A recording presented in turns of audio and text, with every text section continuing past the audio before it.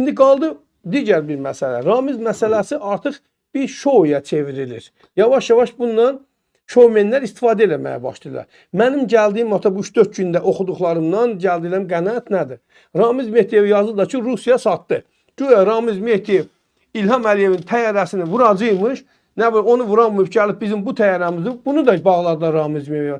Bayaq baxıram Facebookda bir yaxşı bir status paylaşıb biri. Deyir ki, indi biraz da belə getsə deyəcəklər ki, İmam Hüseyni də qətlə yetirən şeydir. Ramiz Mehdiyev. Yəni bu rəqədə gedirlər. Bu da nə ilə bağlıdır dostlar?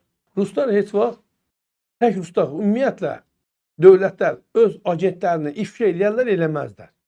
Bu bir sualdır. Eləyərlər. Kurtlar Vadisi filminə baxanlar xatırlayırlar.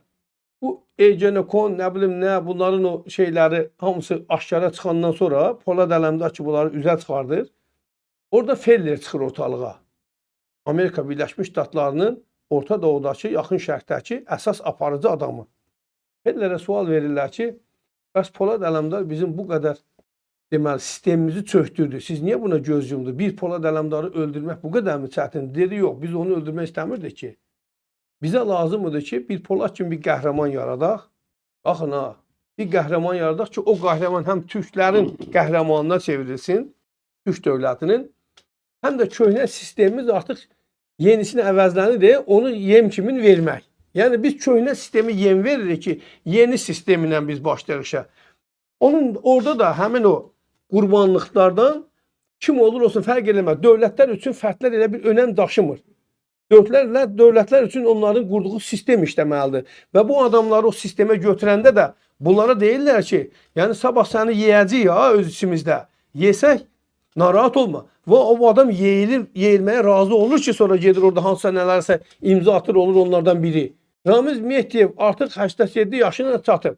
Ramiz Mehdiyev bundan sonra dövlət çevrilişi eləmək, orada hakimiyyətə adam gətirmək, yaxud da özünü prezident elan eləməsi bu nağıldır. Bunu hər kəs bilir ki, bu nağıldır.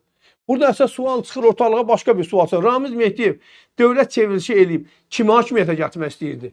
Ramiz Mehdiyevin Daxili İşlər Naziri kimidir? Milli Təhlükəsizlik Naziri kimidir? Baş prokuroru kimidir? İqtisadiyyat Naziri kimidir? Maliyyə Naziri kimidir? Vergilər Naziri kimidir? Fikrin zatı Diaspora Komitəsinin sədri kim olacaq? Ramiz Mehdiyevin hakimiyyətində olan parlamentin sədri kim olacaq? Deputatlar kim olacaq? Prezident administrasiyasının rəhbəri kim olacaq? Müşavirlər kim olacaq? Qardaş, Ramiz Mehdiyev çevriliş eləmək istəyirsə, bunlara sahib olmalıdır. Yəni bir adamın hakimiyyətə gəlməsi üçün onun mütləqdir ki, bir qrupu olmalıdır. Arxasında duran, bunun hakimiyyətini gələcəkdə yönəldə bilən bir qrup olmalıdır. Kimdir bu qrup? Ramiz Mehdiyev həbs olunandan bu günə qədər hələ bir nəfərin adı açıqlanmayıb. Sadəcə mətbuat üzərindən cəmaət bir-birini qırır. O deyir filankəs onun adamıdır, bu deyir filankəs bunun adamı. O deyir yox, mən o adam deyirəm. Və hamısı deyir, filankəs yazır, filankəs. Məsələn, Ramiz Mehdiyevlə bağlı xoş sözlər yazıb. Əvvəla Ramiz Mehdiyevlə bağlı xoş sözləri hər kəs yazıb. Hər kəs. Yazmayan adam yoxdur. Niyə də yazmasınlar? Prezident administrasiyasının rəhbəri idi. Bu qədər vəzifə adam təyin edirdi. Və təbii ki, kimlər ki vəzifə istəyirdi, onlar Ramiz Mehdiyevə məktubu da yazacaqdılar. Ata da deyəcəklər, dədə də deyəcəklər, əmi də deyəcəklər, kirvə də deyəcəklər, qardaş da deyəcəklər, xala da deyəcəklər, bibi də deyəcəklər. Burada qeyri-adi nə var ki? Əsas məktubu yazanlar deyil. Əsas arxa planda Ramiz Mehdiyevin siyasətini həyata keçirənlərdir. Bu adamlar üzə çıxmalıdırlar. Yoxsa Sahibə Qafarova bizim parlamentin sədri burada Primakova gün keçirdirdi. Universitetdə. Xəzər Universiteti, hansı universitetidir orada? Primakova günü keçirdirdi. Niyə məsələn Sahibə Qafarova bu qədər gündəmə gəlmir? Mən o gün Hacı Bala Abdalibov ilə bağlı dedim. Hacı Bala Abdalibov niyə gündəmə gəlmir? Bu adamlar üzdə əslində özlərini ilhamçı göstərib, heydərçi göstərib, əslində arxada ağalarına sədaqətlə qulluq eləyən qullar idi. Kifayət qədər adam var burada. İndi bayaq Elmar Məmmədyarovu vururlar bir yüzdən. Elmar Məmmədярov Ramiz Mehdiyevin adamıdır. Elmar Məmmədярov müsahibə verir ki, qardaş, mən heç bir şey demirəm. Son 6 ildə bir dəfə də olsun Ramiz Mehdiyevlə nə telefonla, nə ev telefonla, nə dost tanışlarla əlaqə saxlamamış. Əgər bir adam tapsa ki, mənim bu adamla bir dənə əlaqəm var, mən istənilən cəzaya razıyam. Və biz elə fikirləşirik ki, əgər Elmar Məmmədярov Rusiyanın adamıdırsa, mütləq Ramizə işləməlidir. Yox. Rusiya böyük bir dövlətdir. Heç vaxt yükünü bir gəmiyə yükləməz. Yəni, bu gün durduğu yerdə hər şey yükləsin Ramizin belinə, Ramiz də səhər yıxılsın, ölsün, Rusiyanın buradakı sistemi çöksün. Belə bir şey yoxdur. Ramiz Mehdiyev artıq öz vəzifəsini bitmiş, dönəmini bitirmiş, bitmiş bir insandır. Yəni qurtlar süfrəsində belə bir şey var. Əgər qurtlar aclığa məruz qalarlarsa, süfrədə yeməyə bir şey taparlarsa, baxın ha, bunlar ciddi məsələlərdir. Yeməyə bir şey taparlarsa, ilk başlayarlar ən yaşlısından. Yaşlı qurd gələr uzanar qabağında hamısının. Deyər ki, məni yeyin, ki ölməyin. Ta ki axırıncı körpə, ən aşağı canavar qurd qalana qədər. Bütün yaşlılar yaşına görə özlərini qurban verərlər. Bu sistemlər də belə işləyir.